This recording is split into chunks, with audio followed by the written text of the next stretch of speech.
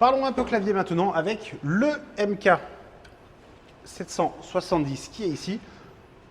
Tout simplement un clavier mécanique qui passe en structure gasket, donc avec une isolation complète. Tout simplement, le PCB n'est plus en contact avec le fond du clavier. Du coup, ça fait un peu moins de bruit. La construction est, on va dire, simple sur le papier. Nous avons du silicone pour l'isolation, pour l'absorption des chocs.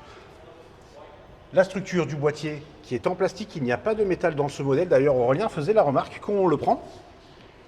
Ça plie un peu. Forcément, le silicone va bouger, le plastique aussi. Nous avons ensuite le PCB avec la molette, une petite couche de mousse EVA. Ici, nous avons les interrupteurs. Donc, pour ce modèle, c'est du switch Keilbox, différents coloris. Il peut y avoir du rouge, du marron, avec derrière la petite couche en silicone pour atténuer. Pour ceux que ça intéresse, pour la diode, elle est installée au nord. Et enfin, nous avons le dessus du clavier, bien entendu, histoire de finir le design. En gris, comme ça, personnellement, j'aime bien. Alors là, on parle de touches en PBT, bien entendu. Ça arrivera sur le marché français. On sera sur de l'ABS. PBT, plutôt pour le marché américain. Connexion, nous sommes sur du sans fil et du filaire de 4, Bluetooth.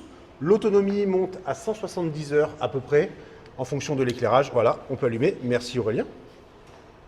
L'éclairage est propre, ça passe à travers le lettrage, sur le tour bien entendu. Et bien entendu, tout ça peut être configuré via le logiciel Master Plus si besoin.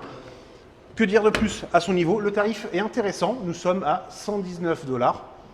En euros, Au 120, entre 120 et 130 euros du coup. donc ça reste raisonnable. On verra ce qu'en pensera JM lors du test, puisque forcément, il va être ravi de tester un modèle comme ça. Pour Cooler Master, c'est une très grosse montée une montée en gamme, pardon. Et le design, moi j'aime bien.